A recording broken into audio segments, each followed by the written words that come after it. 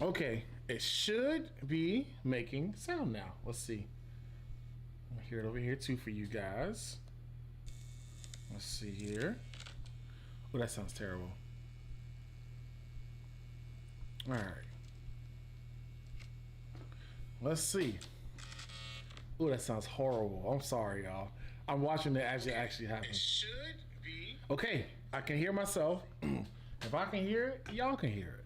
Now, let us get some of this music going for today because, good Lord, I got a bunch of stuff on my table right now and I need to get rid of some of it. But, how y'all doing? Let's put a little volume in there for y'all. And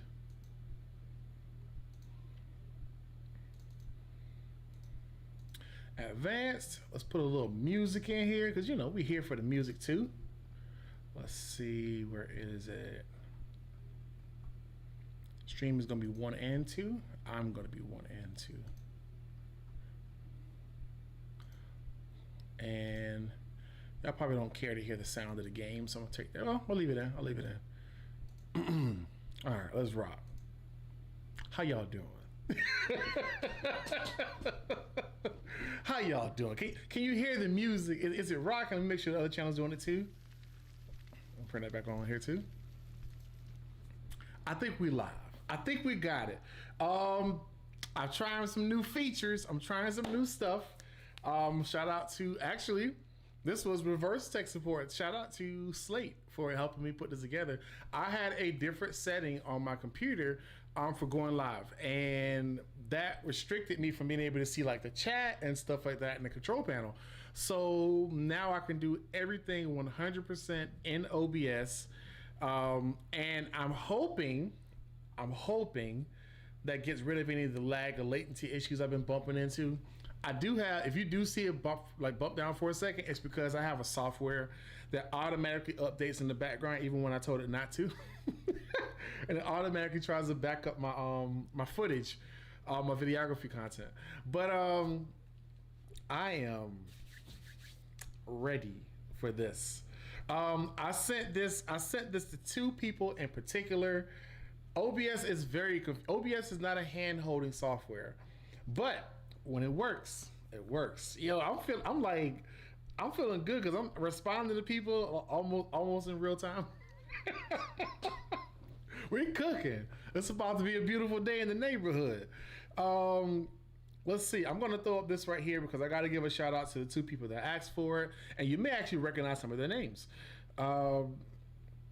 Dirty Bird is one of the guys that was in Discord. He messaged me and he said, "Hey, I want to know, can you tell me a little bit more about when you're starting to play the game? You know, what's some good ideas of what stuff to start with? I got a bunch of people in my guild that don't know how to do this. They also have some issues with guilds."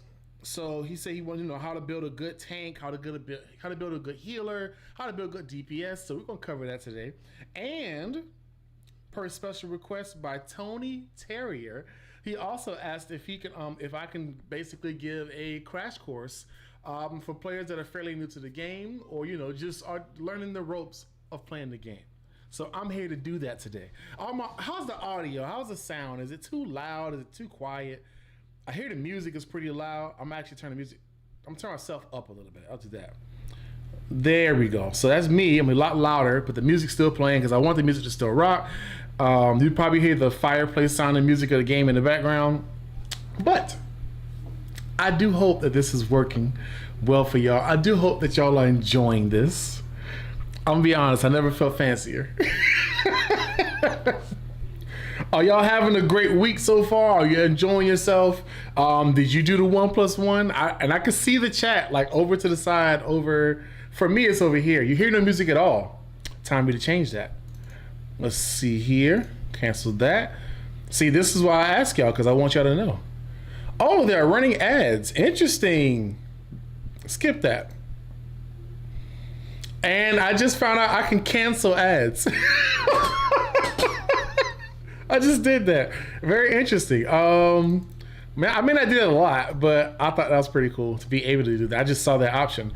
Let's go to options. If I was any better, it had to be twins. Dope. All right, let me see. Stream music. Oh, mute output. Here we go. Monitor and output. There we go. Thank you. Y'all don't understand. I do like so many different versions of videos and content. My settings change a lot. So the first couple of minutes, most times, is tech support. It's figuring out what is everything doing. Music should be playing now, though we should be cooking. Oh, I just saw a love emoji show up. That might mean that we're doing good. It might. Oh, Dirty Bird is here? Wait, is that Dirty Bird I was just talking about? I think so. Let me make sure. Yeah, what's happening, Dirty Bird? Yeah, so him and Tony Terrier were the two people that were like, hey, can you make some content for us to, know how to build champions, how to do different stuff in the game? The answer is yes. Let's make it work. Let's do what it do. First things first. When you start playing Watcher of Realms, okay, good. Music's working. Y'all can hear it. Good. When you start playing Watcher of Realms, one of the first things you have to know is most of the player base came from playing Raid Shadow Legends. I'm saying this because it is a big point. Most of us started playing from there, and because of that, a lot of us have had some on and off perspectives on gacha games because it was very brutal how you had to play and how much time was consumed in the game, how often you had to be logged in, all this stuff, the whole nine. This game is much more passive. It can be, I'll put it that way, it can be. A lot less pressure to perform in the content. The fusions are cakewalk. The stuff is a cakewalk. You get way more rewards in this game than any gacha game I have ever played. That's for number one. But number two, the reason why I say the raid player base is the majority of the player base is there's going to be some sarcasm. There's going to be a little bit of like, I thought you knew in the player base. It exists because we came from raid where people were mean to each other. But in this game, it's a lot more peaceful. It's a lot easier to accomplish content. It's a lot easier to play through it. The content creators are all amazing people. They mostly are down to earth and they'll answer your questions. We collab often. We make content that you guys ask about. Hence today, we have tons and tons of guides of content. We have, I don't know, like 60. As far as I know, there's probably definitely more. Like, I know of like 60 content creators right now that are making content for this game. That is wonderful. It's great. Now, let's get into the basics of the game. The first thing I want to talk about is when you first start playing your game. If you were just coming from Slate playing the game, yeah, so it's Raid. If you were just starting, coming from Slate's live stream that was playing just before this, they just started a Epics Only challenge, where what they're doing is they're starting brand new accounts and they're only allowed to use rares and epic champions, and I think a handful of fusion legendaries that you can get in game if they can get them. So that's like the whole limit. But when you start playing the game, you have what we call Pokemon champions. There are 4 champions in the game. If I'm not mistaken, that's loud for me. Let me turn that down. Sweet Lord. Sweet Lord, Praetus. Don't worry about getting Praetus anytime soon. Just don't. He'll show up at your camp before he'll show up on your account, and that's okay. And that's okay. Dang, it feels good to see the chat to the side. But when you start playing the game, you get with Pokemon champions, and I think they're all Piercer Lords if I'm not mistaken. So if I pull up Piercer Lords, all Piercer Lord epics. So you have Idril, you have Theowen, you have Tazero, wherever I spot her, and you have Brienne, which I'm sure I'm not using, but I probably still have, yeah. So the game gives you one of these 4 champions. All of them, to be honest, are good for starting the game. Out of the 4, Idril is the best. So if you're not sure if you started a good game, it's worth starting the game over. It took you maybe 5 or 6 minutes to get this far into the game. Start it over, try to get an Idril. It sounds crazy. If you've already played the game for like a week, do not start it over for Idril. Play and have fun. But she's gonna be one of the most clutch champions on your account because of her ultimate. And I'm starting in with this because you don't realize how useful this is until you're using them anywhere. Not Lords, Starting off with lords. You need 3 Lego lords to be mindful in this game. Nah. But this right here is gonna carry you through so much content in the game. It's going to be one of the easiest champions that you get, so I do recommend as you level up your champions, you're going to try to get her to level 60 as one of your first champions to do it. If the legendary that you pull very shortly gives you something nice too, I'll tell you about that too. We're going to get into that next. But it's called Limitless Shots, and basically she just keeps on doing this ability. She fires 3 shots over and over again, and she can hit anywhere on the map, which is great because it helps you when you're having a challenge with DPS. Secondly, you're gonna learn about in this game these things called awakens. So when you came from raid, when you got a copy of a champion, you can do enchantments or enhancements, whatever it was, some crap. Be honest. Like my kids say, be honest. But in this game, you have what are called awakenings. And in awakenings, I'm diving in one lane and I'm chiseling. We about to cook. Awakenings enhance your character's build. They allow them to do new things or enhance what they currently do. It's not just stat blow. It's actually thought out content, which is awesome. At first, she gets basic attack, increase in damage. Second, she gets more attack. Third, when she does her limitless shot, it gives a tiny bit of rage to your allies. Now, that's something I actually forgot about. But she gives a tiny boost of rage for your allies. Next one's gonna be attack speed, and this is the part where you wanna get to. You will eventually. So don't rush it, you will eventually. But during this effective limitless shot, every kill that you have extends the duration by 3 seconds. And I think it's like 10 kills or so. But she's gonna keep on getting kills, and she always targets what's closest to the crystal, which is what you're defending on every level. Now, I mentioned something earlier about lords. It took you about 6 months before you pull Idra. Oof, that's crazy, that's crazy. All right, I mentioned something about Legos. That's what I meant to say, Legos. Let's talk about Legos, and then we're gonna shift into lords. And let me know, y'all, if I go off course, because I will. Just gonna let you know. Next, we're gonna talk about legendaries. So you have your summoning pool, where you get most of your champions in the game. Right now, there are active banners going on. So what you're gonna do, I'm gonna just tap the screen here just so you can see as I'm doing it.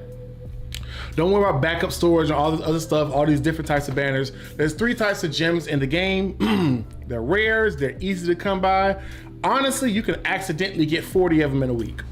Accidentally, especially when you get in the swing of, when you get into the swing of things.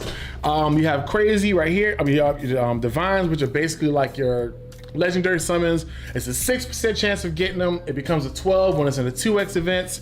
This is a 2x event when you see X2 in the top right corner. This is a 15x. This is when you want to get specific heroes. Sometimes it's really good to do these, but I would recommend doing more 2x's than 15x's when you first start the game, because the goal is to get as many heroes on your account as possible. That being said, this is one of the fastest ways to get legendaries on your account. There's a thing in the game called pity. Once you get to 200 pity, your rate of getting legendary heroes goes up by a percentage up until like 220, where it's maxed. So between 200 and 220, you're guaranteed a legendary, but you can pull them as early as 1 summon later. So it's not like it's an impossible thing. Good to know. Now, legendaries are your next level of champions. They are amazing. They usually have a lot of epic versions of them, but the legendaries are dope. They're fire. Since we're here and I'm hoping to get some gold, I don't think it will be. I'm going to summon these 3 while we're talking. And also show you how you can tell if you're getting a legendary in advance. This is that kind of video, y'all. We comboing today. Do you hear me? I'm on a roll with no coffee. We are comboing today. Oh, sweet Lord. Oh, no, no, no.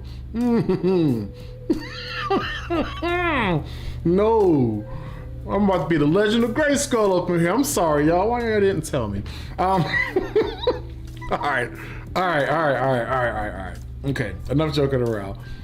All right, so when you're summoning, there's 3 different levels of summons that you get, which are your rares, like your common, uncommon rares. That's 1. Then you have your epics, which is 2, and your Legos, which is 3. So if I'm doing a summon right here, I can tell immediately what I'm getting, and I'm gonna show you how. In these 3 summons, I should be able to do it, maybe 4 if I have to. Here's the first one. This is going to be a rare. So if you look on the bottom right corner, not bottom right, but there are 4 pillars. I'll show you again just so you see it. There are 4 pillars on the screen right here. The third pillar, so from the left to the right, the third pillar has a black area that is under it when you summon. If it looks like it's barely full of the blue fog that you'll see, then you know that you got a rare. If it looks like it's completely full of fog, then you know that you have an epic. If it looks like it's see on the screen right now where it looks like a glass bottom, where it's glass down there and it looks like you can see like a reflection, that is when you know that you have a legendary being summoned. So just now you saw a rare. Epics look just like rares, except it's way more fog in that third section. And legendaries are when you have it being basically glass. It's glass. So that's why I always say glass detected in my videos. That's because that's how you know you got it. So let's do the rest of them here. I already did my 1+1. It was nice. It was nice. Keep it going. So this is another rare, I can tell. I don't have to wait until it finishes spinning and changes colors. I can just tell what it is. It's just one of those little things you learn. That is also a rare. There's no difference in all 3 of these summons. Rare or less, better way to put it. And I'll do one gem one just to do it for y'all. All 4 of them are rare. So no way to show all those here. But oh, that brings me to my next point. So we're going to talk about Lego Lords. I didn't forget, but let me talk about the rares in this game. There are a handful of them that are really useful, like a Decimus. I have a brain fart here. Decimus, Narvi. I think Narvi gives you cost regen back. Decimus becomes unkillable if you promote him to think to like level 5 for a brief period of time. That's going to help you in one of the gear raids, which is number 2. We're going to get to that also. When I tell y'all, I'm going to have to make chapters on the conversation. I got to review this video and make chapters. We're going to make it work. And also, if I didn't say this, I don't know if I put in the thumbnail or not. This is a live Q&A. So if you have questions or if I went over something, just put a question in the comment and put a Q on there so I can recognize that it's a question that you have. I'll jump in and I'll answer. I just want to give you guys the resources that I know of the game so that y'all can continue enjoying it. We have just started. It looks like you guys are going to get ads in about 10 seconds, just letting you know. So I'm going to just say we're going to start talking about rares and then we continue on. So with the rares, let's see. That's crazy. I can warn y'all about ads. What is this? So with the rares, there's something special you can do in this game. And if you came from Raid, one of the things you would do with the rares is basically just use them to level up champions, and that's about it. In this game, you can sell your rares to get gems to do even more summons. So allow me to show you. If I go into heroes in the bottom right, you see Big Praetus here. It's in-game champion, yada, yada, yada. Look, I have 4 rares. I already have all the rares in the game that I'm going to use, so I can sell them. Only if you have like a level 5 of ones that you use do you want to be selling your rares.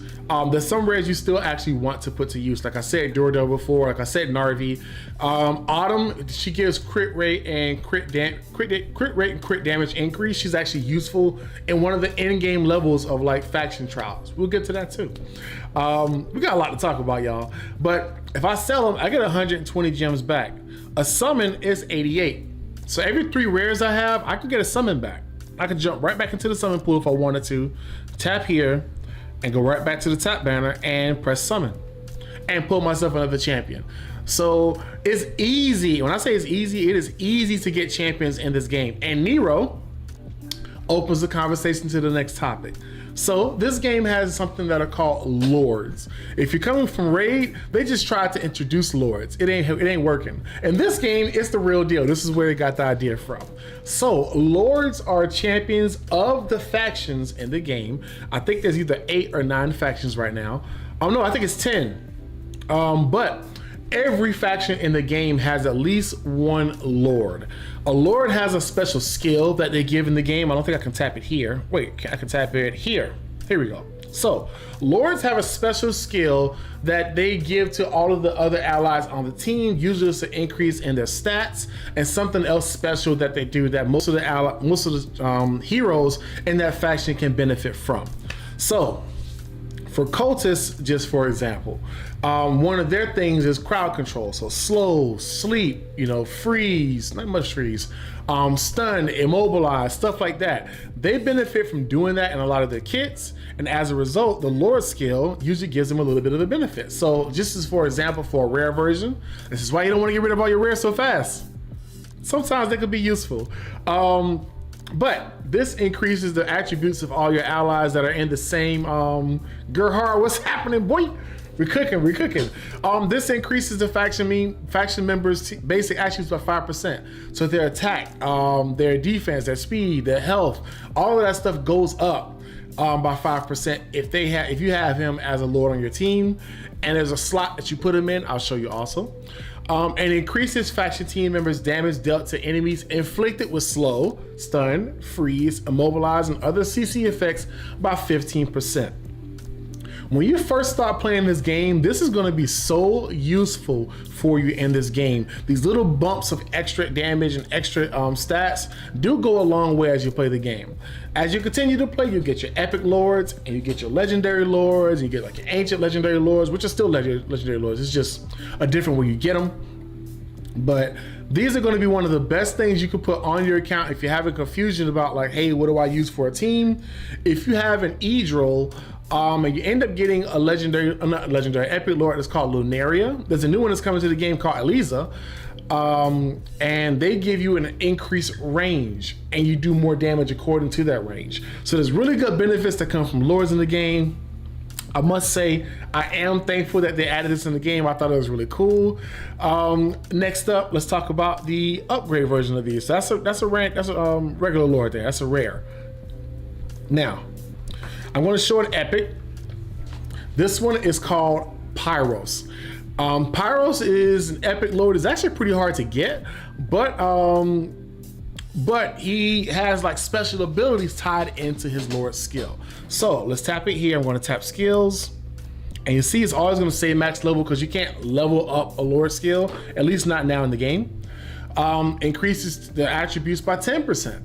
And when he casts his Destruction Command, which is his ultimate, we'll talk about those next. All faction team members gain penetration increase for 10 seconds, which is basically a buff, and that allows them to, when I can tap the button with my fat fingers, ignores 30% of defense and magic resistance, which just means they pierce and do more damage on the enemies they're attacking. If you're coming from raid, one of the things you're thinking about is how often do buffs and debuffs work? They work 100% of the time. If it says it works, it works. This game has nothing to do with actual resistance or accuracy. You don't have to think about either of those. If it says applies this debuff, it applies that debuff. The only exception if it's like an elite or a boss and the boss clearly says they don't use that, or they can't get that. So that's really, really refreshing when you're playing this game. Now, we talked about the epic lords. Let's talk about legendary lord. So this is a legendary lord here.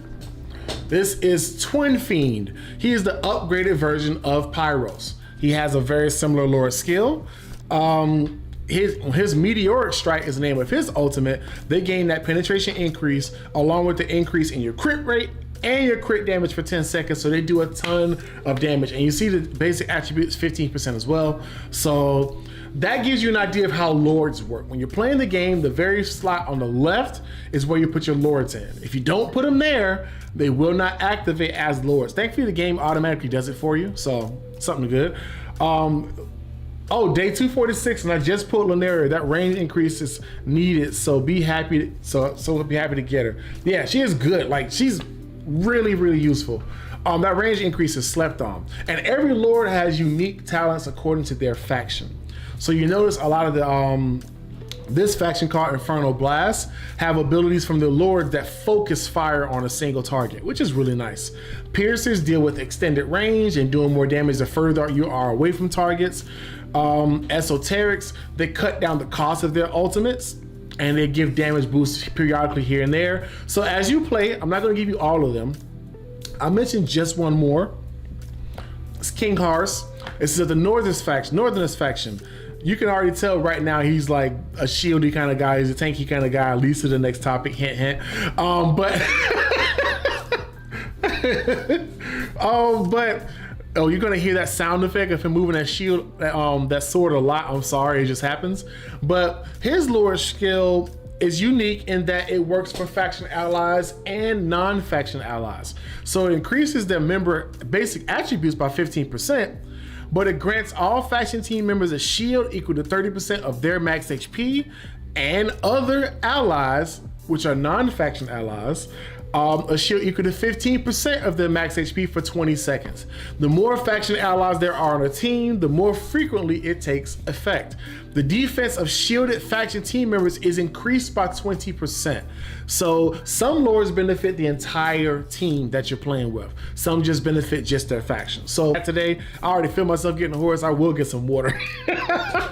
But that tells you about lords. Now, let's talk about classes in the game. In the game, there are five, right?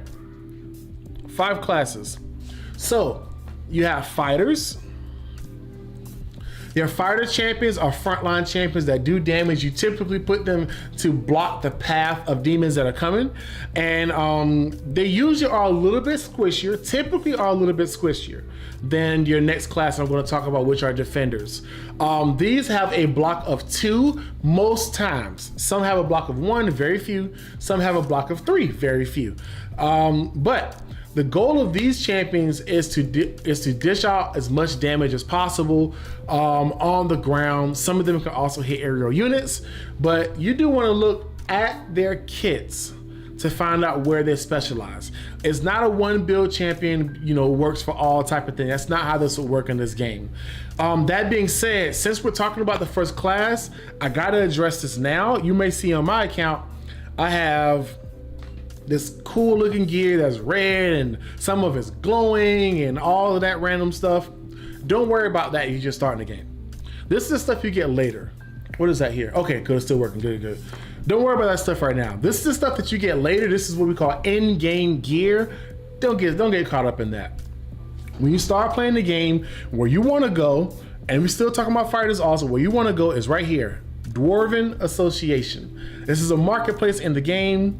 You can buy these champions right here for dirt cheap. You see they're like gold, they're very cheap. If you're starting to play the game, you can buy Deadly Aim and level it up to like a 12 or so, and then just keep playing.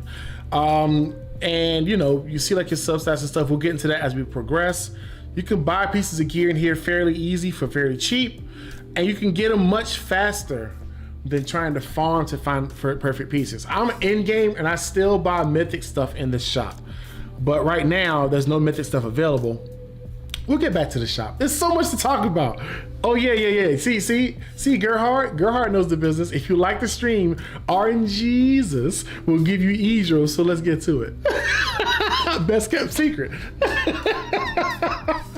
But yeah, the shop is actually good in this game. You can buy good things. I'll get back to the shop after I talk about the classes. Please, y'all remind me, because my goodness, the shop is such a wonderful thing in this game. We'll get back to it. But yeah, when you need to get gear, it's one of the first places you get it is right here in the shop. You can buy it for cheap. If you can't beat a level, you can literally play this content and buy it for cheaper. So, and it's hourly updates on the hour in the game. Not like Raid where it only starts to update when you first tap it. And by the way, the gear in here is actually useful. Let's not talk about how trash the gear can be. You level 100 in Raid Shadow Legends still seeing uncommon boots. So, leaving that be. Let's get back to vocal, shall we? So, your fighters do damage on the ground. Some can attack aerial units like a Zillitu, for example. We talked about the gear just now.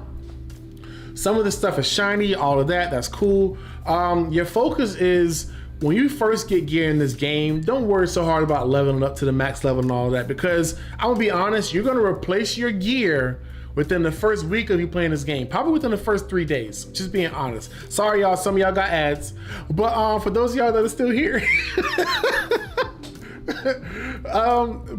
for those of y'all that are still here, the benefit of playing the game, you should level it up just a little bit and go through and beat the content, because as you progress through things like the campaign and the gear raids, don't even worry about the gear dungeons yet, that's too far away, but as you focus on that, you're going to get better gear from them. But to start the game off, you literally could just buy it out the shop for pennies. Excuse me. Next, let's talk about your second class. Oh, how do you build fighters? Let's get that out the way now. So, with fighters, what I try to do is when I put gear on my fighters, I focus on a few things.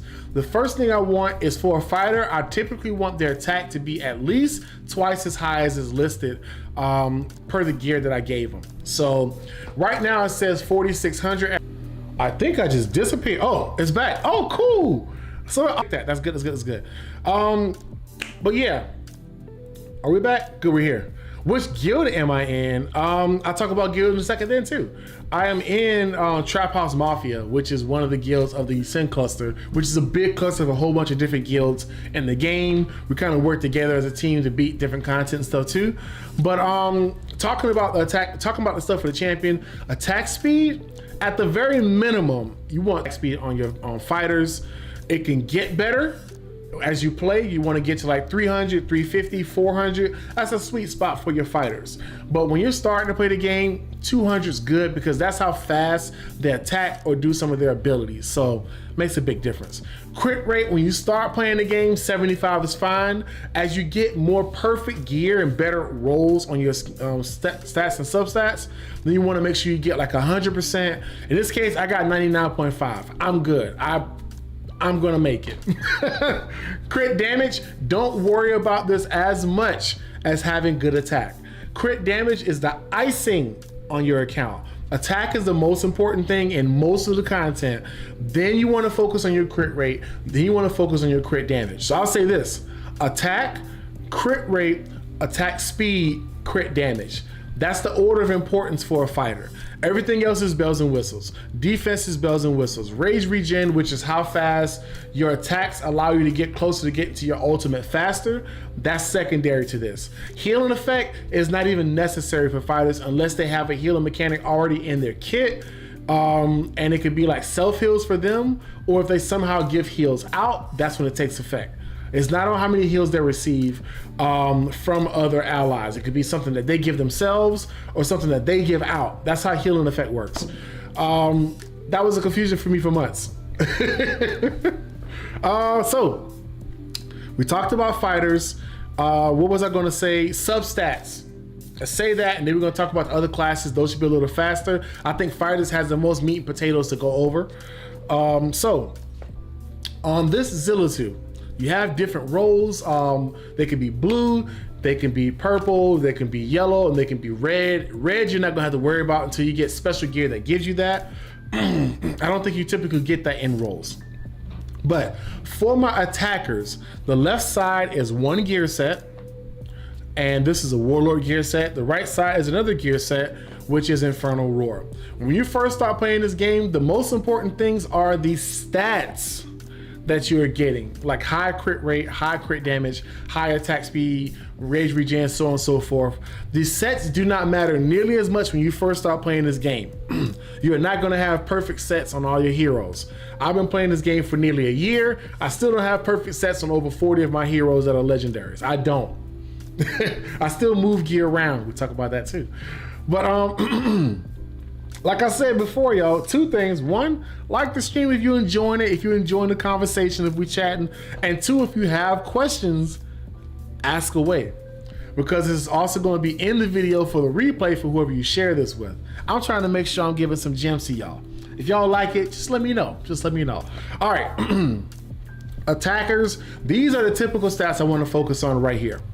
Crit rate, crit damage, attack speed, rage regen. I'm not too concerned about health. It would be a good idea to put a little bit of health on them. If you get HP bonus, it's good to get that. Now, one more thing I just covered that I want to make sure you guys know. When you're playing this game, on the left side, at the top you see it says attack. On the bottom it says HP. These are called flat stats. Flat stats are stats that do not really change. It's just that number and that's it. So that 3,960 health is just that flat amount of number that's added to it. That being said, HP percentage is going to be better than HP any time of the week. So when you're building something like, let's say a defender in this case, who do I have when I know I have HP on? Oh, definitely have HP on her.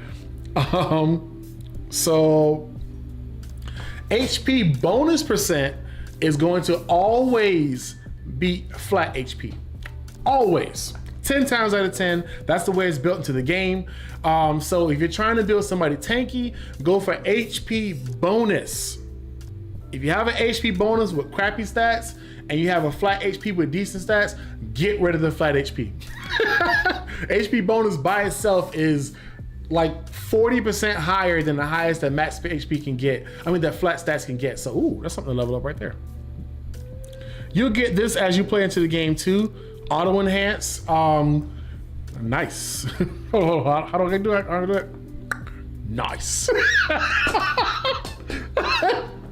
That's a special thing. I'll dip that in here right now. Let me see. I'm going to read the comments for a second.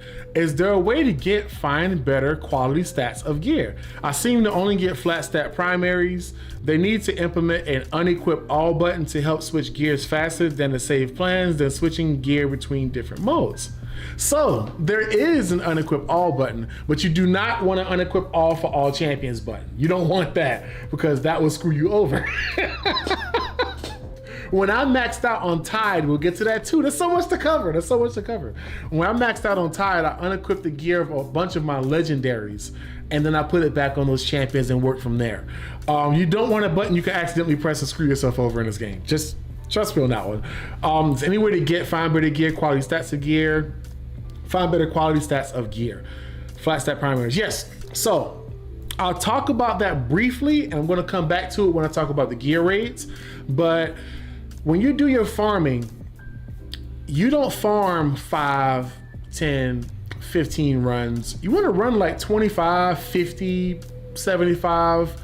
But as a caveat, if you're new to the game, let me hook you up. Let me give you the details. If you're new to the game, you're just trying to beat levels and go up. You are not on level 5 trying to beat it 100 times. Because when you get to level 8, you get better gear that you can unlock. So the goal of when you're playing is to build champions that have solid stats on them. If flat stats are all you have, then use them. Sure, it's not trash. It's just bonuses. The percentage is usually better. And beat the content. When you beat the content, you get something. You're welcome. We're cooking. When you beat the content, you unlock the next level of content, which typically has better rewards, and then you rinse and repeat until you get to the top level, and that's where you do your heavy farming. I'm going to interject really quickly. This is a part in the game I want y'all to know about. Before we go further, we're going to come back to Jiro. I want y'all to see this here. So on the right-hand side, I have raids. There's one raid I'm going to point out right now you should not be touching for at least the first month of you playing the game, and that is Artifact Material Raid. AMR it's not in-game content, but it's late-game content. What I mean by that, if you're playing for AMR, if you're beating it and you're moving along, do not farm these levels. Do not play these levels 10, 20, 30, 40, 50 times. The only level you should be playing multiple times is 18. The only one, because the return of your rewards is so low on all of these. Look, this is 2 to 10, and it's the top level of materials you can get towards building some of these. And by the way, I think I can farm with you right now. But look, stage 12, 2 to 10 of the level below. Artifacts, we'll talk about that when we get into the gear again. And then in the lower areas here, this is just those. I would not concern myself with this almost at all until I'm at like gear raid 118, being honest with you. It'll save you a lot of headache, and it'll save you a lot of energy that you would have wasted there.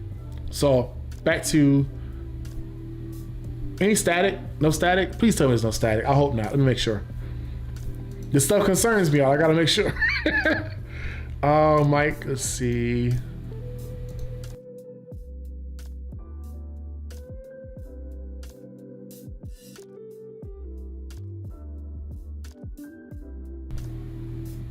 Oh, 1 second, something is loud. What is that? Oh well, we're gonna cook. Sorry, we're gonna keep it going. All right, cool. As long as y'all can still hear me, we good. All right, So like tier 2, tier 3 right side gear. Got you. I get what you're saying of like getting rid of that stuff. Sure, you could do that.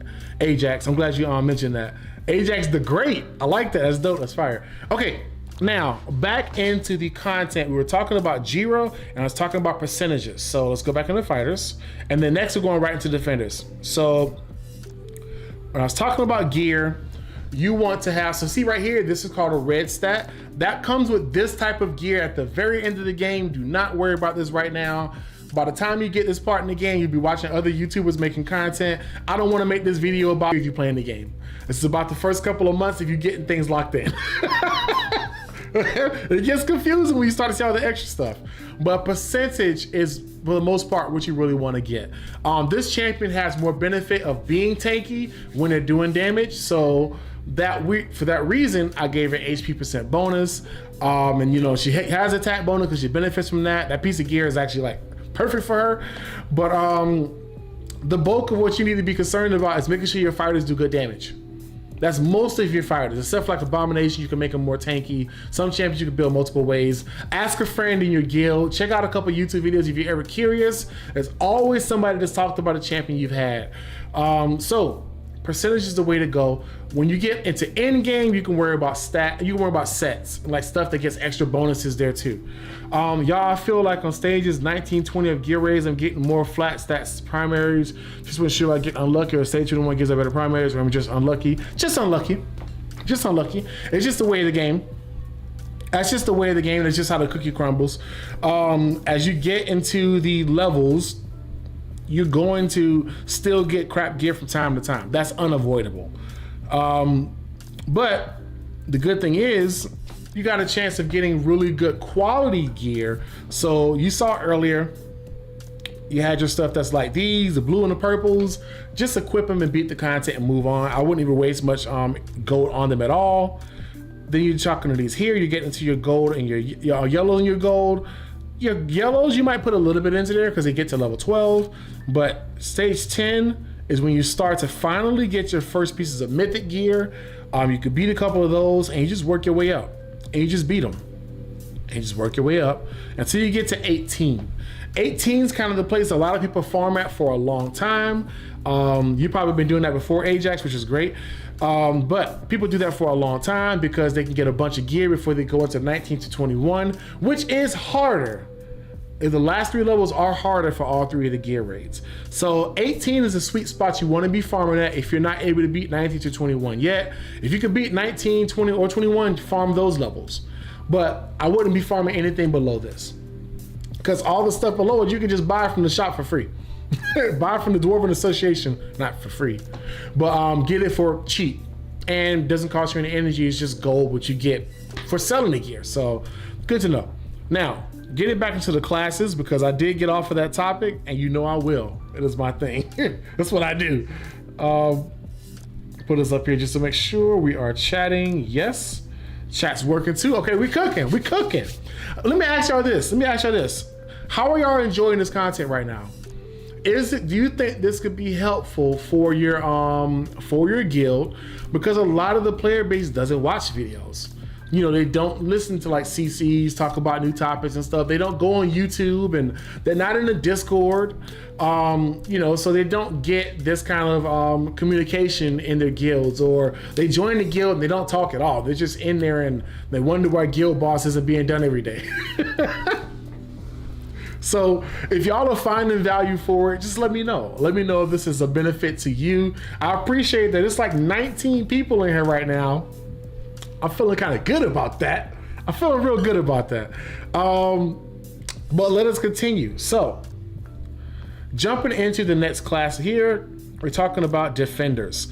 Defenders hold the line. They keep the area from getting overrun as far as enemies getting to the blue crystal, which you are defending because you prefer this content. See?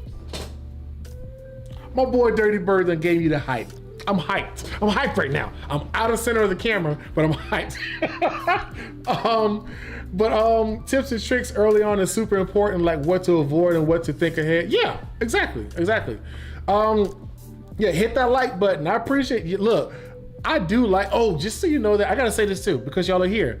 I got a request from one of the devs. They said, hey, if you can, tell us what your concurrent viewers or like your interaction is on your lives. We want to start gauging that for content creators. So y'all can make any content for Mortar Mike is great. I appreciate that, Ajax. That's respect. I appreciate that. But hit the like button, hit like the emoji button, go crazy, do whatever you want, because now they're finally paying attention to lives, which could be a better reward for all of us. I just got asked that question. Hey, give me some of those statistics. So now that's going to also go into account to benefits that we get making the content for you all. So it's all motivation to keep going. And that light just died, but I have a battery for it. 1 second. And I'm wearing pants, because sometimes content creators get the content finished, but I am wearing pants. There. Dope. Appreciate that and respect. All right.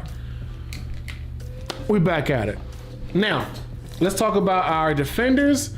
Defenders, there are some fighters that can replace. There's some fighters, but defenders are irreplaceable in the sense that you need to have somebody that keeps enemies, especially ground enemies, from pushing over to your blue crystal and breaking it.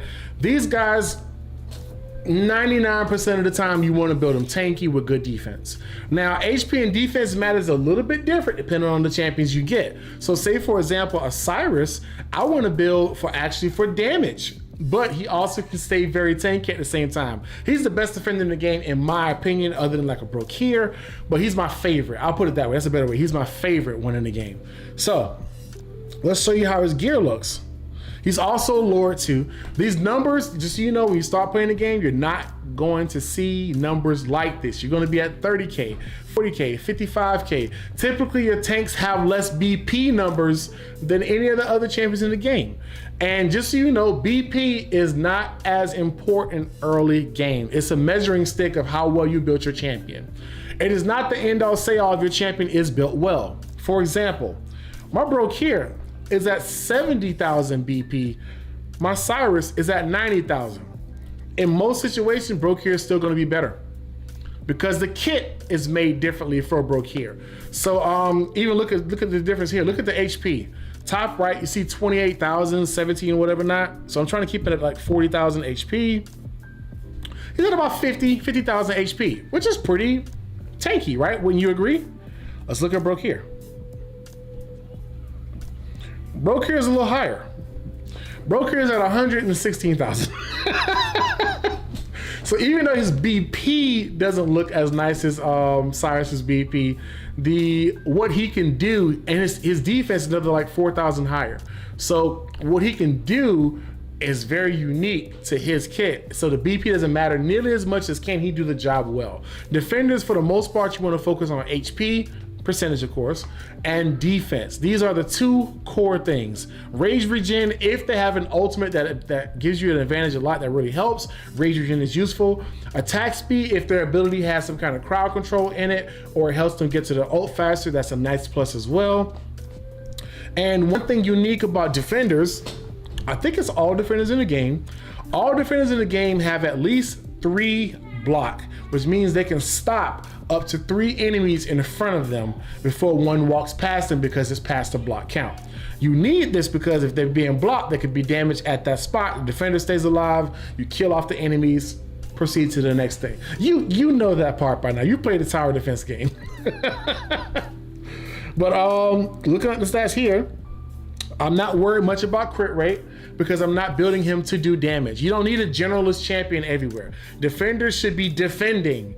Don't be that guy. Don't be that guy who plays games and he picks the healer class and he tries to be DPS. Don't be that guy. Pick the role that person's made for and use that role. Don't be that guy. I know y'all exist out there. Y'all daggum healer attackers. Stop it, because then when you die, nobody can get res. Quit it. This isn't Watch Your Realms. This is first person shooter pain I'm talking about right here. RPG pain. But build them according to what the class is usually, and you can't go wrong. Talking about our boy here, let's look at the stats here. Brokir is a perfect example for defender, not even Cyrus, perfect example. So I built him for a ton of HP. As you notice, I think it's triple HP bonus on him. Even if the sub stats aren't amazing, that top stat has to be what I'm going for. So I went with HP bonus on everything, and I wanted to make sure defense bonus was visible on every piece, and that allowed me to get the good defense. That alone allows him to be a good tank. Yeah, there's extra stats that he gets from other sets, like HP and defense from this piece, and this automatically reduces damage he takes by 15%. Icing on the cake. What I want to make sure HP bonus and defense bonus are what I'm seeing on him. Preferably list at all times. I got champions trying to play 5 different jobs. and it hurts because you wonder why you can't cross content. It's because you're trying to make a middle of the road champion when you need to go on extremes. Your champions that do high damage, they typically should be able to be easily killed because somebody else should be able to easily heal them. They shouldn't be trying to heal themselves and they got a bow and arrow. Why are they holding a med kit? Why? Why? But yeah, build him tanky. I build him with a bunch of health because now it's just one guy that takes all the damage for the team. So it only means the healer has to heal one person. So that's a benefit. That's the gist on our tanks. Now, third class. Oh, this is still on gear. Third class, marksman. Your marksman in the game specialize mostly on piercing damage, which is physical damage. There's 2 types of damage in this game. Primarily, there's other sub types of damage, but the 2 are magic and physical. This example is a physical damage dealer. So his attacks do physical damage. They're bullets. They do physical damage. Whereas somebody like who does magical damage? I wonder who does that. I think all these guys do piercing that I have. Wait, as a Micah, she does magic damage. That usually comes into consideration in the later game content after you've beaten 19 to 21. Well, actually, at 19 to 21, actually, good point right there. But if you want physical damage, typically your marksmen are the bulk of the ones that can give you that. They specialize in having very good range. And a lot of them are a part of the Piercer faction. So the Piercer faction, which is led by a fighter of all things, which is funny, but it's a lord named Aracha. And Aracha has a lord skill that works well with piercers, not marksmen, piercers in particular, got to be a part of that faction, that increases their range by 1. So whatever range they have, it gets extended by 1 more, which is nuts, which is wonderful in this game. And she also gets benefits of doing more damage the further you are away from the enemy, all of that stuff. But that's one of the benefits that she brings to piercers or to marksmen in general, because most of them are a lot of them are piercer faction, and they get that benefit. So back into what we're talking about here. Physical damage, magic damage. These guys typically specialize in physical damage. They typically specialize in either single or AoE damage. There's not much in between. For example, Setram she has eluded me. Yeah, Aracha has a tendency to not show up for people for some time. But when she does, you know what it is? I think she's having flashbacks. If y'all were in Slate's stream earlier, Aracha got eaten by the minion in the game, and she was an enemy. But she was called Mother. But yeah, that's probably why she don't show up on the count so fast. But Setram, for example, he's single target. He's hyper single target. He gets benefits for there being less enemies on the screen. So look right here, just the bottom of this talent. The fewer the targets in range, the higher the extra damage dealt, up to 20%. So that's definitely telling me single target. Using mid-content, we only have to worry about 1, maybe 2 enemies to work at once. Silas, single target. Can work against groups. You prefer him hitting a single target. Hatsit is a multiple target. Now, how do I know the difference so quickly? Easy. I read the kit. They are not one size built all. These champions are unique to different content, and that's what makes this game so good. A lot a lot of the champions are well built to be unique for different pieces of content. It's not, I have 30 mages, they all do the same job. All of them have differences in their kit, which makes them really amazing. In this case, Haxet's kit, if you notice, her regular attack deals damage to a target and 20% to an enemy nearby 2 consecutive times. So it actually hits and bounces to hit other targets. So it's literally made to hit multiple targets. And it prioritizes targets with low defense, which lets you know she's trying to beat crowds, starting with the weakest ones. So very nice. Now her ultimate has a change in size of where she attacks. It's AoE all day. It even says AoE damage. So that lets you know she's useful for multi-targets, for big groups. She's useful for mobs. Yeah, that's marksman in a nutshell. They typically have the furthest range out of most champions on your team. They typically have the furthest, except for her ult, which is an exception. Next, we're gonna go with our mages.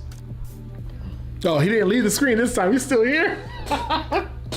I'm gonna go with your epitome of a mage who's also on a banner, Comet.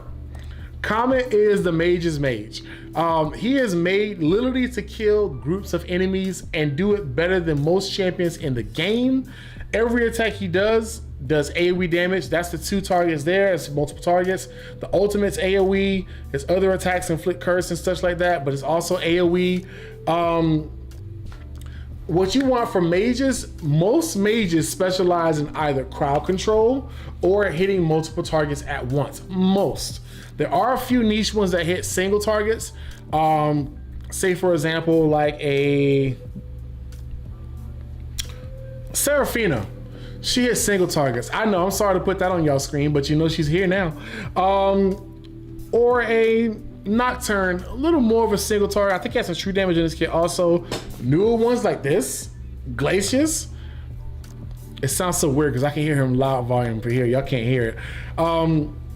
He has attacks where he can do single target, but his ultimate attacks multiple hits and it hits multiple enemies. So normally if you want crowd control, you think of mages. For the most part, if you want crowd control or to kill a lot of small minions or light minions at once, mages are your go-to. That being said, the same as marksmen, the same as fighters.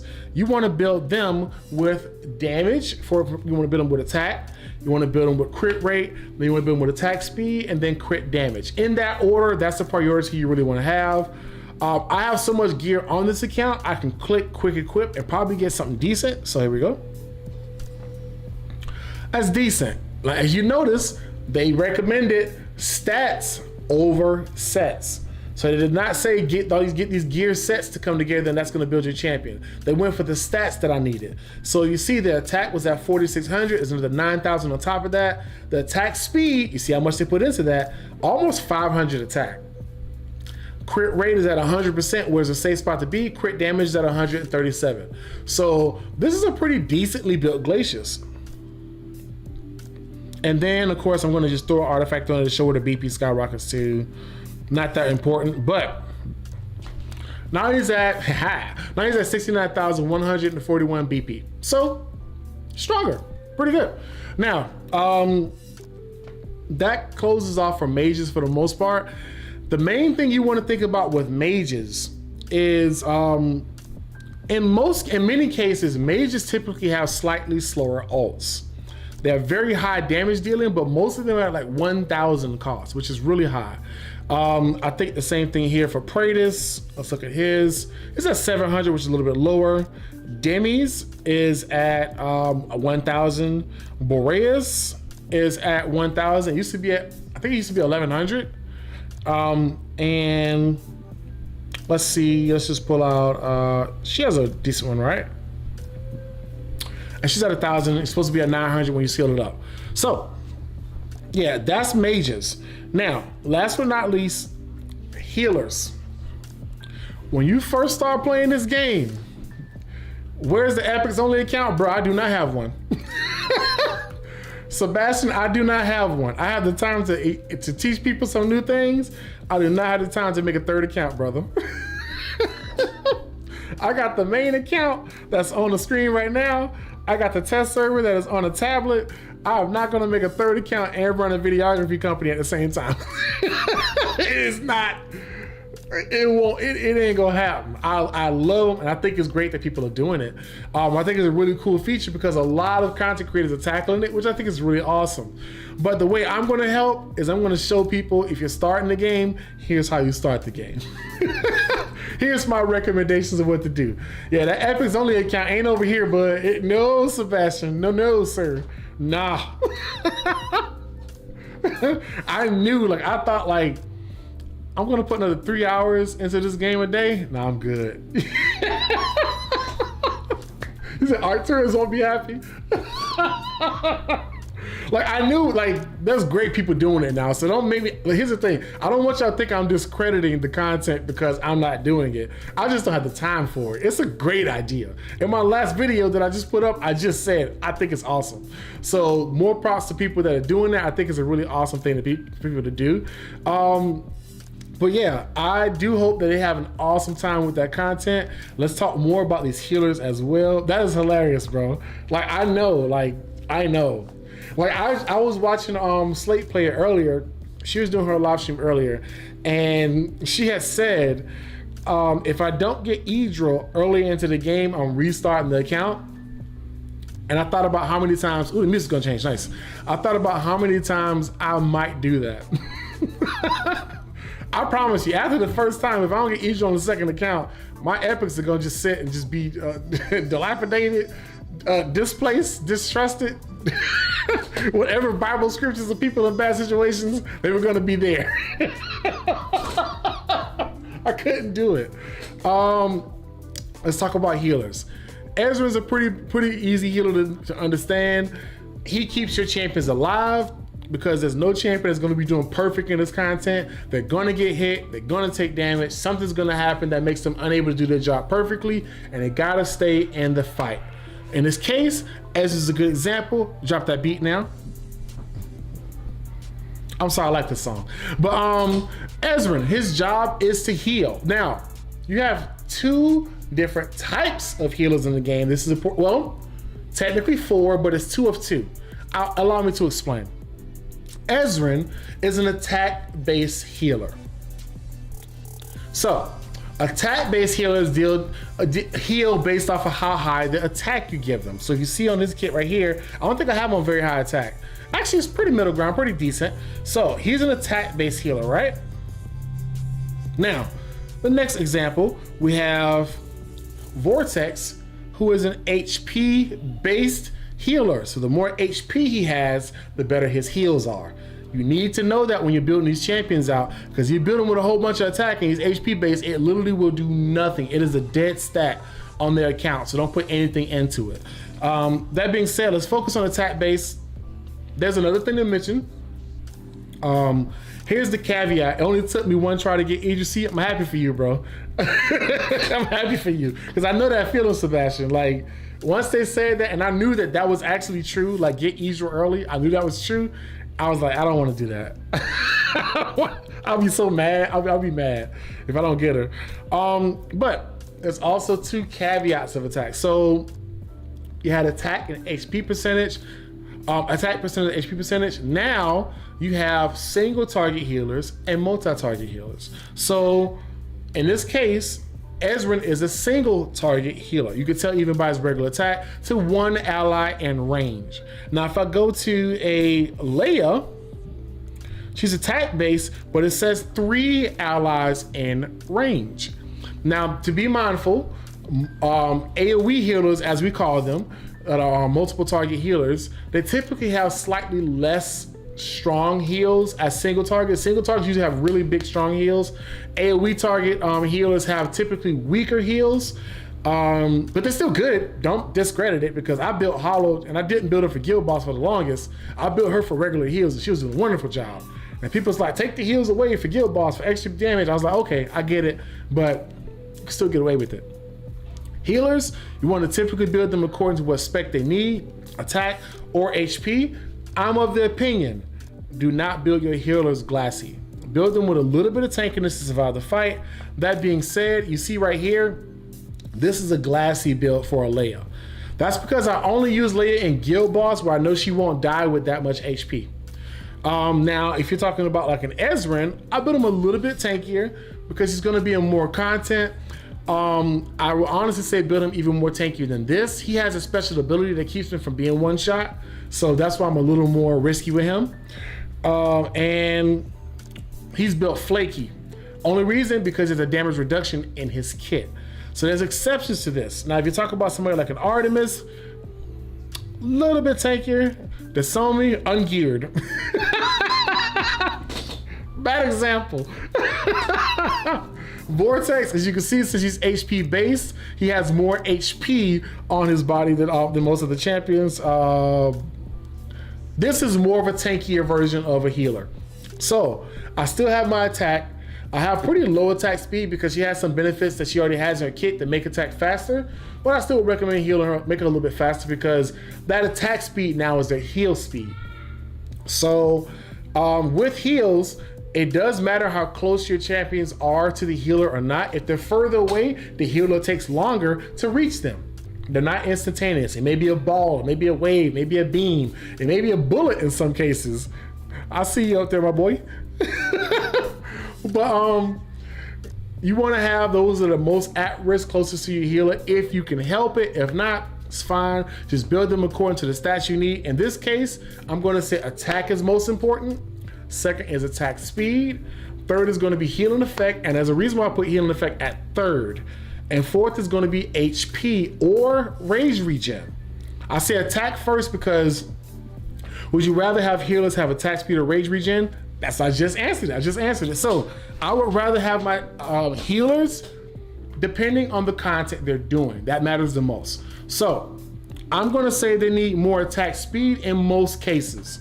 9 times out of 10, attack speed is what you'd rather have. For example, who's a fast attacker on my team? That's 397. This is close to 600 attack speed because the content that she's in, I need her to build rage as fast as possible. And every time that she does an attack, it also increases her rage. So if you look on the bottom, it says rage regen auto, rage regen basic attack. Auto is how much rage they get by sitting and eating a sandwich. That's rage regen auto. Rage regen attack is every time they attack and actually do something in the content, and attack is every time they get hit, how much rage do they get out of it. So that's important for y'all to know. I would rather have attack speed most scenarios unless I'm really trying to get back to a really important ultimate very often. For example, Leia's ultimate. Good example to start with, actually. She gives rage to allies nearby. And at Awakenings, it keeps going and she gives her own health back and all that stuff. But she gives rage, and the content that I'm in, rage is a top priority. So I want her to have high rage regen or to start with a bunch of rage. So that's to talk about briefly about the artifacts. She has Tumultuous Horn because in the content I have her in, as soon as I put her down, I need her to immediately have her ult ready. And so that's what Tumultuous Horn is good. That's why I use it there. So that's the scenario in that case. Rage regen is important on your healers because it allows them to get back to the ults quickly. I don't think I actually invested a whole lot on my champions. I try to keep it around 50% or more because that just a little bit more that helps along through the content. And I like to build my champion, my healers a little more versatile, except for those specifically for Guild Boss. But this one has 61%. She has 97%.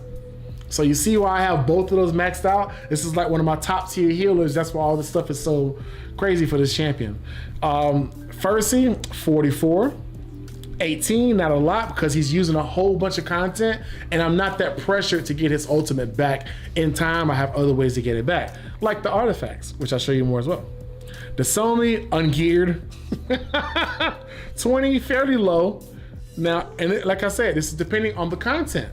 Hollow is in Guild Boss. That's why she has a 93%. That's also, she has a whole bunch of attack speed. You see, I specialize all the stuff for that because I want that to work.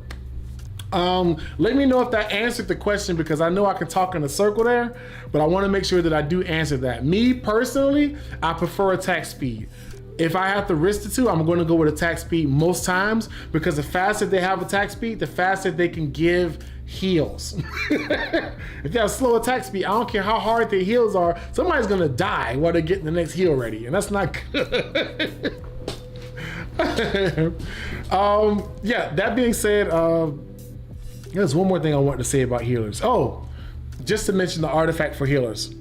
Hands down, the best artifact in the game for healers, 9 times out of 10, except for their exclusives, is the Golden Scarab.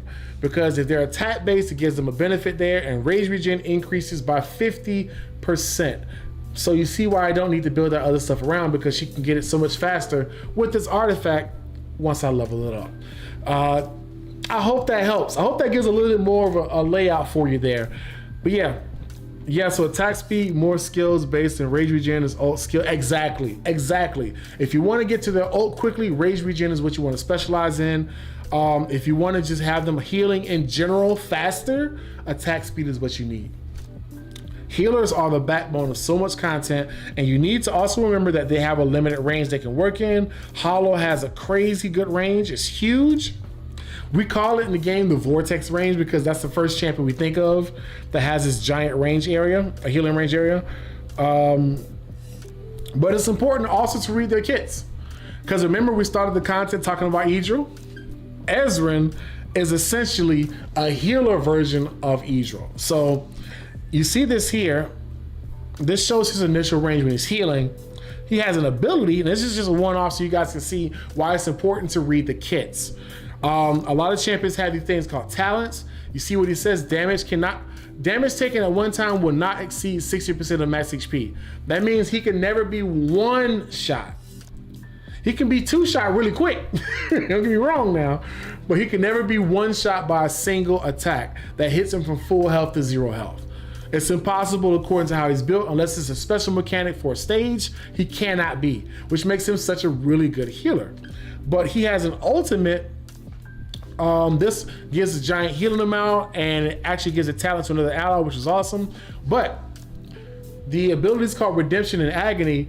He can do it beyond the attack range, which is the entire map. If there's somebody 25 tiles away, he can heal them with his ultimate because it goes anywhere. Really cool, really cool. So read the kits. Important to read the kits. What does it say? I got a warning here. Let me make sure it's still playing. Warning the stream. I don't know what that means, but I hope y'all can still see me. Wait, oh, my frame rate's dropping. Sweet Lord is dropping. Let me close some things here. I've been talking it up. Close that here. And make sure I'm not backing. It is backing up. Okay. All right. Come on back. Back. I'm on back. There, we're back. That was the software I was telling you about earlier that backs up when I don't tell it to. I even told it pause back up, like don't do it anymore until I give the next notification. It still does it, so forgive me if that does happen. I'm coming right back. I'm on the way. But yeah, read the kits of the champions. They are unique. They're not just I have a healer, I use a healer. There's very niche scenarios where some of them specialize very well on others. Hollow is one of the best rage regeners in the game. Leia is as well. Elowen is as well. But Ezreal is one of the best healers in the game as far as keeping people alive. So know that as well. Now, we talked about the classes. I want to jump into the next area I want to speak about is your guild. When you're playing the game, you want to jump into a guild as early as you can. After a while, you probably want to get into a guild that's more specialized in what you want to accomplish. Like if you want to accomplish beating guild boss, then you want to go into there and do that more often. And if that guild's doing it often, good. If they're not, find one that is. It's that simple. I come in here, beat this content. When you start playing this, you have easy difficulties and they ramp up as you continue playing. I'm going to back out of the screen because I don't want to hear that thing roaring all day. But you got your different levels. You want to beat them and move on to the next one. As you get to like your nightmares, you're going to need your team, your guild to work together to beat it, because it takes multiple people to beat them in many cases. And then the higher chests you get, the better rewards you get. Simple as that. There are there are guild boss comps that are specialized, like certain compositions of teams that are known to work very well in guild boss. So that's why you see people going for certain champions, stuff like that. But the focus is trying to get the chest you're after. More content on that. I'm not going to delve too far into it because I could, but that's a whole different bucket. Guild War, I will talk about this. Guild War, the number one thing you need in Guild War is participation. You need participation from everybody in your guild. If you have a team of 30 players and only 18 joined Guild War, it's as if 12 of them died when the game started. So it puts you at a disadvantage. So you do want to promote that you guys are playing actively, even if you're not amazing at it, even if you're not great attacking at it. When you don't let your guys set up defenses, you forfeit that HP, essentially. You make it much easier for your guys to lose. So at the very least, put defenses down, and then I will start to learn how to do well against different offenses. So I will say why that's important. I'm gonna show you a really good example here. I'm going to go into conversations here. Let's find somebody. Actually, that's a favorites list. That's right. So let's move our favorites list. Let's go to just other friends, just people just having a game. Golly, I haven't played in a while, have y'all? Jesus. Oh, 3 hours ago. So this guy is level 96. Friendly face off. I'm going to try to face his Guild War team. I don't even know what he has. Actually pretty good teams by the looks of it. So if he's doing, I'm going to look at the bottom team here and okay, so this looks like a pretty tough team to beat, but what I would do is I would come in here and I would set up my demons and I would actually auto battle against this team. I will look and see what they have. I said, okay, they have this comp. I should be using these guys at least to try to get around it. This team right here, this is me being me, y'all. I would use tanks and I would just push through them and beat the team. I could try it. I may fail live, but just to see what I would do here. I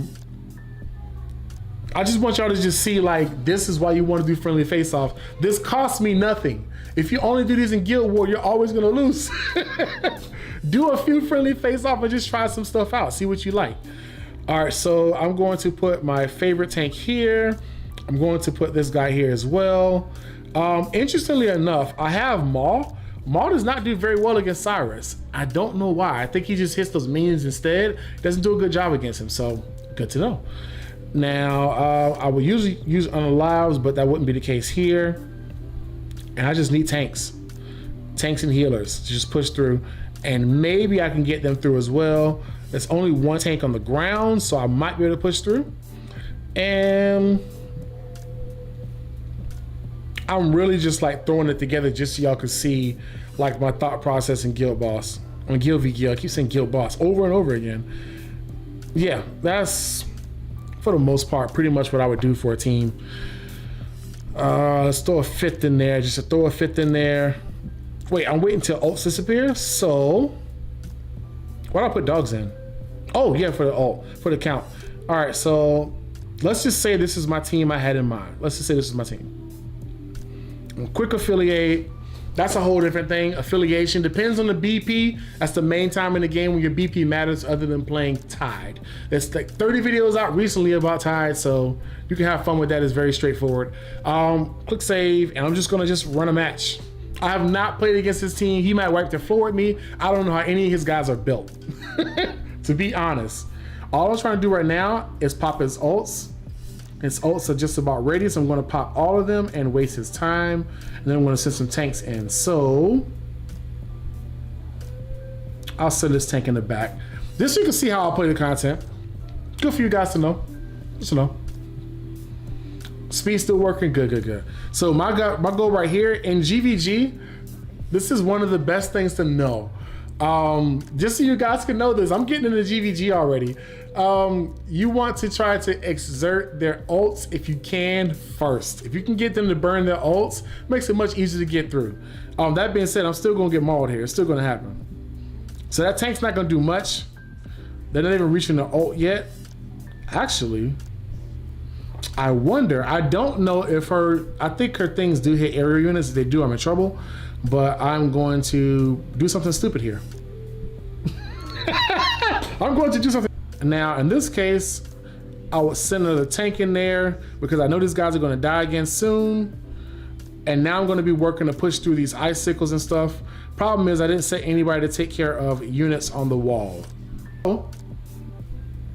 I can cheat with that. Yes, I'm doing the GVG. I just got a Discord message saying, are you doing GVG? I was like, no, I'm not doing GVG. But now I gotta be concerned about the time that I have left to finish this. All those ices and stuff will slow me down. But they can work their way through. Now right here, I'm gonna get a little bit more further up. Once I get past most of the ice, I'm gonna send my dogs in and they should be able to push far enough. Oh, never mind. That frost is probably gonna kill them all. I'll just put my phone down and just let it play. I'm pretty sure they may just die. Yeah, they're getting frozen up. Yeah, they're gonna die. So yeah, but I got further along in the beginning part of the content. That is War Giga Chat CC. If I were you, I'd be making notes for it. Yeah, seriously, bro. I'm just giving y'all the content, y'all. Yeah, I already lost it. I knew I lost it. But like when you're playing, oh, somebody got through too, which is great. But that cost me 0 effort. And then I could go back in there and say, what didn't work? I can use aerial units again. They seem a good job. I'm gonna send more aerial units, improve my attack, and then go back and battle them again. It takes you nothing to do that. As opposed to doing it live during the content, that's not the time you wanna be doing that because that's when you're losing. That's when your entire guild can lose. I'm not gonna do a rebattle, unless y'all want me to do it, I'll be happy to, because I know how to beat that team now. But like that is what you want to be doing, using this stuff to your advantage as you're playing through it. You know what? Since we're here, I'm gonna run it again. I'm running it back.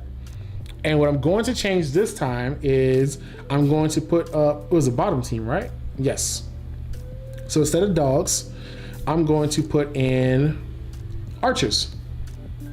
Come a little bit higher up, right here. I don't need tanks up top. Why are the tanks up top? I actually want, tanks would be fine up top. And maybe right there. That's probably pretty good. That's good. No, put him up there. There. Yeah, BP's up high. So now I just did a battle. I lost that battle. You saw I had a lot of stuff I had to overcome, right? Tough situation. So I tap here at the beginning. Send my tank again. Starting off at the very same. Cost me 0 effort to learn how to do this. And you saw he came in there, he pushed for a while. And this time I'm going to send a second tank and I'm going to basically bait out the timing of the ultimate. So I want to get rid of that little guy there. Ultimate should pop once I pop him there. Good. Now I'm going to send my double flyers because I learned from the last battle what I should do differently. They're doing a whole bunch of hits, all kind of stuff. It's cool. Eloin's out in the open. So they're gonna come in here, get some kills, they're gonna kill the minion, they're gonna kill Eloin, and they're gonna work their way through. Now, I have an easy way to get through. If they can kill Cyrus because he can't get any heals, now I can send these guys in. I should have slowed it down so they come at the same time. That would have been no better, but this is actually gonna, now my focus is to make sure my guys stay alive because they have to make it through all of this field and still be 3 enemies getting to the end. I should have sent the tank out first. That was me being greedy, honestly. Yeah, that was me being greedy. I should have sent them out second. But now you see how much easier it is to figure that out. And of course, I tapped their enemies. I put stuff down in a faster time. But you see how much easier it would have been to beat that team now, because I could have just sent the archers after the tank, and he would have killed him. Just to show up, just to show up. Not gonna win it again, but you see how I'm overcoming the strategy as I play it. Now when I do guild v guild, it's gonna be easy to say, oh, it's that type of team. Okay, cool, let me go ahead and, I beat that type of team again. I beat that type of team before. I knew what to go against him and do. He thought that Cyrus was gonna keep Eloin alive. Oh no, she went to sleep twice. But yeah, that's jumping into the GVG side of things. The point that I'm saying, in guild, teamwork matters. If your players aren't doing stuff like this, they're probably not gonna do very well in GVG, and they may get disenfranchised, and they may not want to play it as much because, oh, I'm not good at it, it's no fun. You do have to practice. If the only time you're picking up the basketball is during a game, you're probably gonna suck. And here's the thing, I don't care what gear you're wearing. Y'all remember that one player that played basketball that showed up on the court that had the headband and the 2 armbands and like the knee band and like the jersey of a basketball player and like some new Air Jordans, and they got washed on the court to some dudes, some Converses, some Chuck Taylors. But yeah, you do have to play it a little bit more often than just when it's live. You do want to do a couple more face-offs. As a team in guilds, you have to do guild-related stuff as a team. You have to work together. So, thought I'll put that out there so y'all knew that.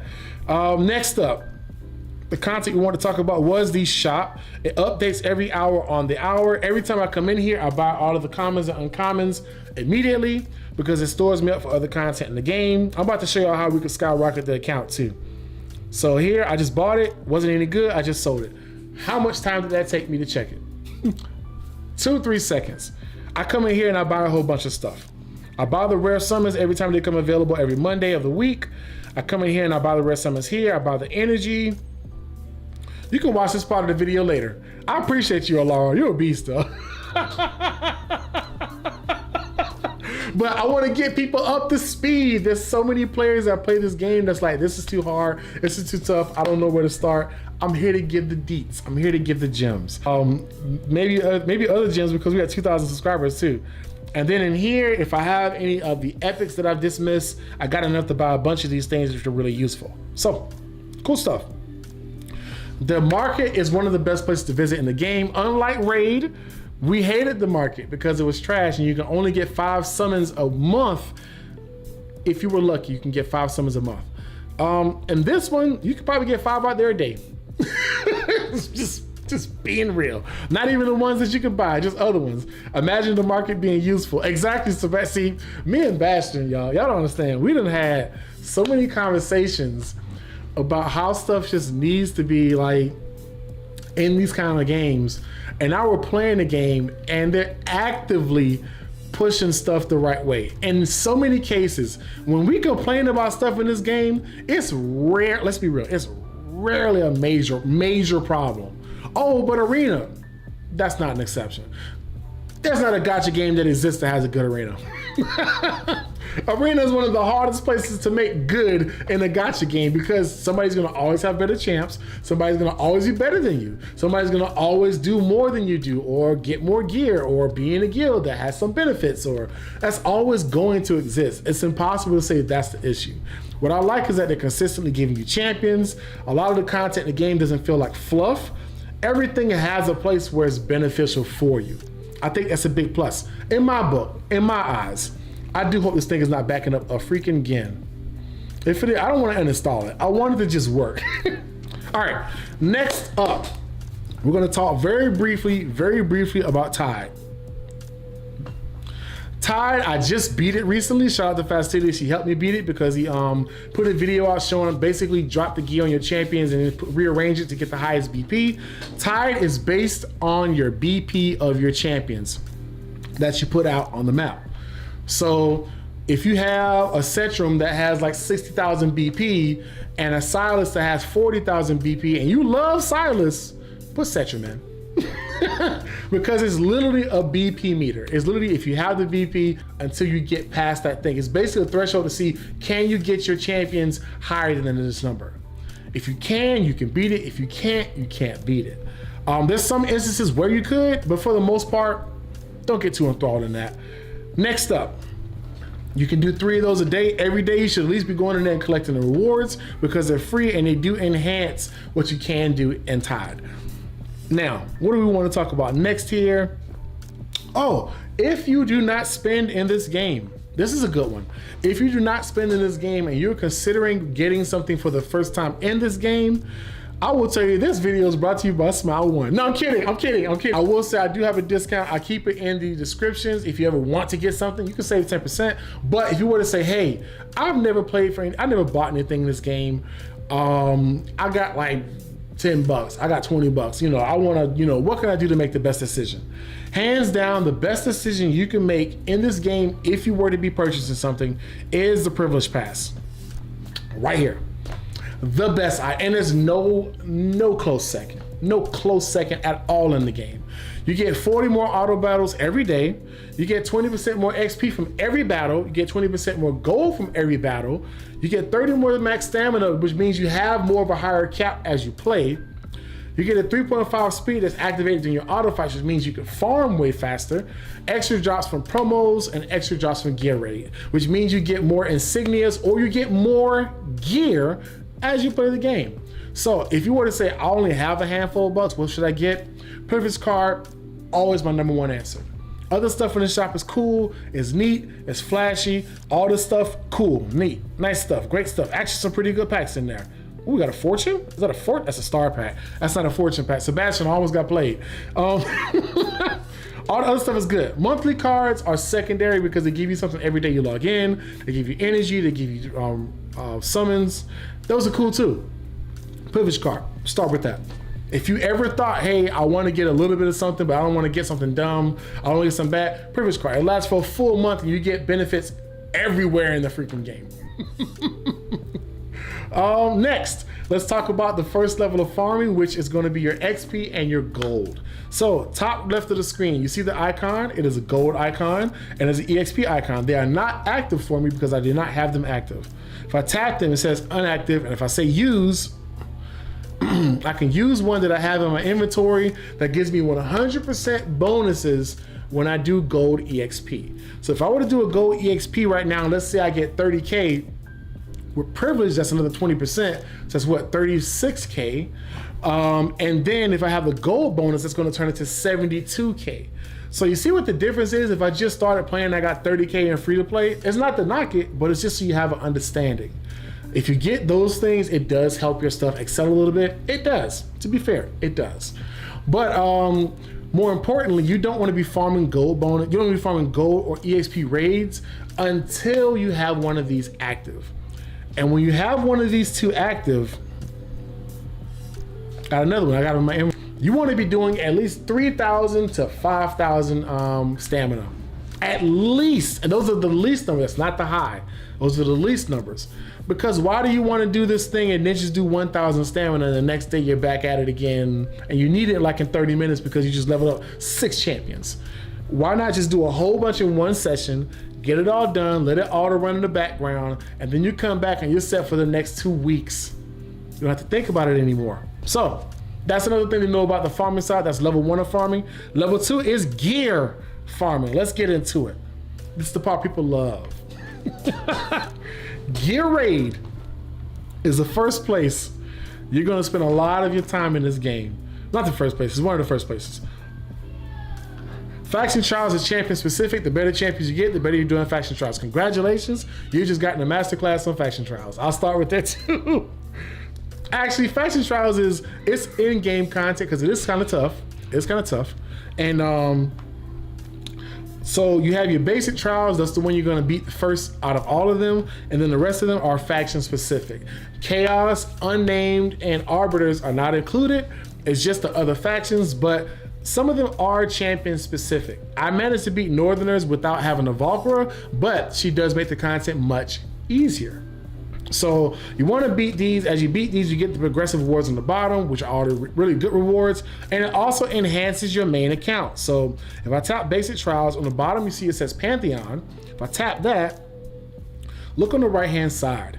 Attack bonus 15%, HP bonus 27.25, rage regen plus 40%. These are all benefits I got from playing faction trials daily. Even if I can't go up a level, just completing it helps you go on. My Forerunner account is still waiting for those Infernals to drop. See? But also along with that, the more of this stuff you get, the more this increases, your BP rises as you play the game. So you're like, oh, I thought I got in-game stuff. Why am I 15K below in BP? Because you ain't doing faction trials, bro. Now look, I tap this one. It maxes at 80. That's 20% HP and rage regen to everything I play in the game. Every single thing. If you play raid, it's equivalent to being high level in arena. You get the extra bonus, but you don't have to do arena for this. It's here. I don't think I'm gonna touch arena today. I'll be honest. Love y'all. I don't think I'm gonna do that. But yeah, this is how you upgrade a lot of your stats in your game passively. 40% rage regen is no joke. And this is why you want to do this consistently, because if you don't, your content just isn't going to go fast. It's better to have this stuff knocked out, and you'll beat it, you'll get through it. Just keep at it. If you can't beat it one way, look up a video, you might find a way to do it. But you see, HP bonus goes up, healing effect goes up, attack bonus, attack speed, they all went up in here. Crit damage, all of that stuff scales and goes into your main content, which makes your characters easier to beat content with, or which makes them stronger. Now, let's get back into the gear raids. That's where we're at next. Gear rate 1, 2, and 3. And gear rate 1 focuses on how well you can deal with crowds. Gear rate 2 focuses on how well you can do with timing, and also at least 1 or 2 really heavy damage dealers and a decent batch of defenders. Gear rate 3 focuses on how well you can deal with. It's kind of like the variety pack of all of them. But gear rate 3's focuses more so on aerial units. So you want allies that can take out air units. So pierces do really good here. Also, allies that do physical damage, like we talked about earlier, piercing damage, physical damage, they specialize very well here. And gear rate 1, magical damage specializes very well there. So if you want to get an upper hand in that, look and see if your champion's doing that. It may make a big difference in there. Gear rate 1 is basically a mob fest. Beat the mobs, kill the mobs, keep your guys alive in the process. 18 is where you want to park at for a while, work your way to 21. 19 to 21, the enemies can get healed. So you want to start thinking about anti-heals, like a Laseer or like a Denny if you're lucky to get one, or an Artemis that you can add to your account, like stuff like that. They can help with things like that. Those are scenarios, but the focus you want there is to take out mobs. If you can't kill them, it's okay. Go do number 2, go do number 3 in the game, gear raids. Gear rate 3 is probably the one that's most important anyway. But not to sleep on gear rate 2, let's talk about it. Gear rate 2 has some very important gear, mainly invigoration gear, which is what you put on your healers for the most part, because it gives an increase of attack to another ally in range. If you ever want to aim it at a certain ally, aim that healer at the ally. There's a better chance that they'll get it other than like the defender or something. So, something good to know. Also, Aegis Wrath is here. And now you notice I'm not talking about the other gear sets. They're good, but they will get replaced. Most of them will get replaced. I'll show you some exceptions as well. Aegis Wrath is called the BP set because when you put this on a champion that does damage, they get extra crit rate, and is one of the few gear sets that automatically gives a stat boost, which means it automatically gives a BP boost. A lot of them give BP boosts when they're deployed. Like say for example right here, Infernal Roar. When deployed, the hero and one ally in range gain 10% attack, which means it doesn't show up anywhere but then, which means it doesn't matter in Tide. So this doesn't make any impact in Tide. But this one does, not Invigoration, this one. Aegis Wrath does matter in Tide. So now you see why that makes a difference. Now, if you're starting early in the game, Styx is great for your AoE damage dealers. It's wonderful. I think it's really awesome. This one is great because Night Terror is a baby version of Aegis Wrath. So as you play the game, you'll be able to upgrade Night Terrors into Aegis Wrath pieces of gear. For your AoE damage dealers, primarily like your Hatsit or a lot of your mages, Curse is really great because if they're in range, they do more damage. It's easy to say. Your tanks that still want to do damage, Glacier is going to be the way to go. You can build them tanky, and then they get a percentage of attack. If they're attack-based, that's what you want to have them, attack-based damage dealers. They get a bonus to the attacks. They can stay tanky and do good damage. Really nice. And this is probably the best set for defenders for a long time until you get really, really in-game gear is Guardian. This is one of the pieces, it's one of the gear sets never to sleep on. Damage taking minus 15%. That's a big deal when you're playing the content, when you want to keep your guys alive. If I were to click Rarity to be sold off prior to auto fight and click on all of them, will it sell off Ancient Pieces of Mystic and Lore? If you select it, yeah. I will say once you get into like 19 to 21, you won't have to worry about as much of that, but I'll show you, for example, like if I'm doing the auto, I can select like all of these here. Of course, they're not even in the pool, but I click all of those. And all of those are just gonna automatically sell if those are ones that I have. And I'm basically beyond that kind of gear in the game. That's the better way to put it, right? If I'm beyond that part of content in the game and I'm really not wearing my purple or yellow pieces of gear anymore, then I set them for auto sell. Ooh, because y'all waited, because y'all hung around, I got a little gem for y'all. Those y'all that are doing Odyssey and having a difficult time with it, let me hook y'all up. Odyssey Quest, let's go back. So there's an Odyssey Quest. I'm gonna find it. I'm gonna full screen it here. I'm gonna find it. Because y'all here, y'all got this one. This is a gem for y'all. This is nice. Let's find it. Let's find it. I'm gonna find it and tell you how to beat it much quicker. Yes, so this one right here. Number 59, and maybe one before it too.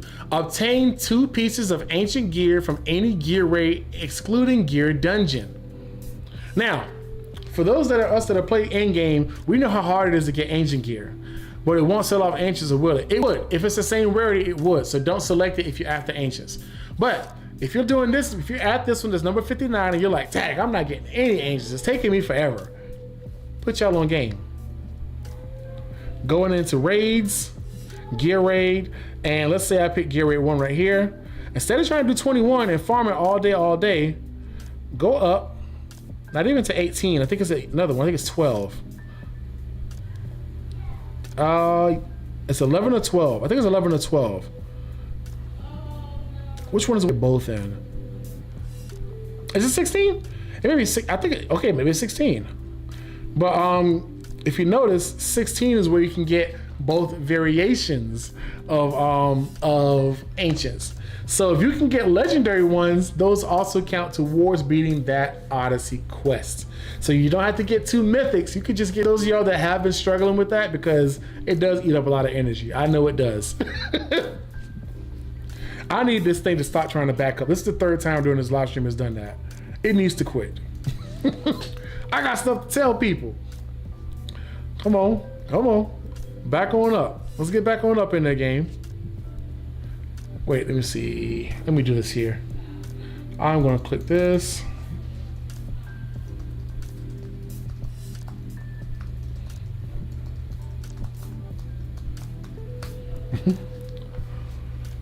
All right. Okay, good. That's sent out. Yes, so there's gonna be a little bit of a delay. Now, what is going on there? What is up with that? Okay, I think we're back. No, we're not. What? I don't like this. I do not like why does it do this? I do not know. Hands Mike another coffee. Yeah, tech support coffee, because I'm here cooking. It's doing it. So basically, okay, we're back. We're good. Yeah, basically it just does this weird thing where it tries to back up stuff while I'm making videos because it thinks I'm inactive. I'm yelling at my computer and it's back to red again. Okay, so yeah, that gave you guys a little bit of a rundown of how that content works. Next up, your Gear Raid 3. Oh, we just talking about Gear Raid 3, so good. So Gear Raid 3 is where you get the majority of your in-game content comes from Gear Raid 3. The majority of your in-game gear comes from here. Please tell me this thing is still moving laggy. Let's see. I need to fix that. Why is it doing that? Why is it doing that? I need that to just go. Is it updating software? Is that it? I bet it was. Again. Let's close that too. There, and all my speed came back. Just magically. All right, Gear Raid 3 is where you want to be playing. Honestly, it's the easiest of the 3 to beat if you have the right heroes. I know that sounds niche to say that. Silas and Eve content for Gear Raid 3. If you have a good Silas, they don't have to be bonded. It can be, it's great. But a good Silas, a good Edril, and a good Hollow, and a Maul, maybe. Or, you know, or Nyx, or Kai, or anybody that does good AoE damage on the left-hand side, you could be up to 21. So this is usually the first one that everybody beats. I've been struggling, y'all. Data.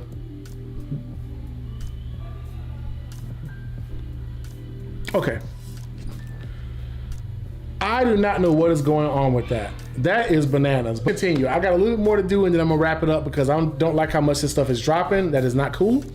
And it is doing it way too often for my taste. Yeah, but Gear Rate 3 is what you want to be farming for most of your in-game gear sets in the game. This thing is blacking out like it's having a heart attack. I need this thing to fix itself. What am I missing here? Oh, that's what it is. Huh.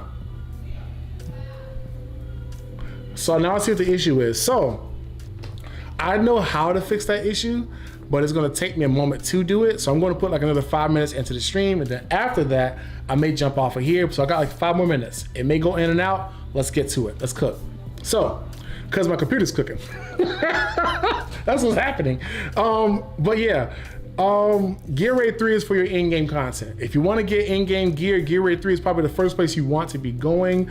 The majority of the gear stuff on the right-hand side, beyond the, yeah, to get the Ancients, yeah, the majority of stuff beyond Infernal Roar and Soulbound Arcana is stuff you don't need to worry about. Schleppers is good because it turns into Invigoration gear, which is great. The Wisdom, the Insight turns into Infernal Roar, and the Wisdom turns into Soulbound Arcana. So you see how so much of the content that you need is in the Gear Rate 3. Gear Rate 1 gives you all the gear for the left side of your champions. Left side of your champions. Right side gear comes from Gear Rate 2 and Gear Rate 3. And Gear Dungeon gives you a mix of all, as well as a bit ability to get some of the new ones that came out in the game as well. So that gives you a pretty good summary of how that works. This is the one you're probably going to beat first. Gear Rate 2 is going to be easier than you think, but you have to get the timing down. I do recommend you look up YouTube videos on how to beat those, because it is time related more than it's champ related, to be honest. There's some easy champions you can beat that content with. You can do it with the Kai, I mean, not the Kai, you can do it with the Comet, you can do it with the Hats of this. No, wait. No, with the No, I wouldn't say, I'm not gonna say that to y'all. You do need an A1 Vocal, which you get from Tide, so you see how this all interlaps. But most mages can help you through that content. Most multi-target mages, let me specialize that. Most AoE mages can help you through that content.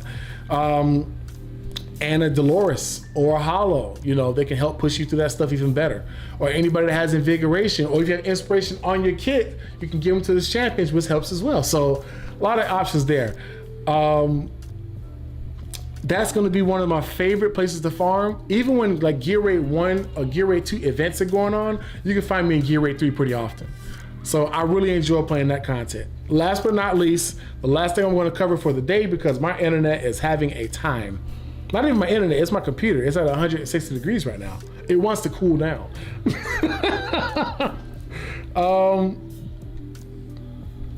The last thing I want to mention is, we talked about Titanic Ruins, talked about Faction Trial, talked about Tiles. Last thing I want to mention is Immortal Codex.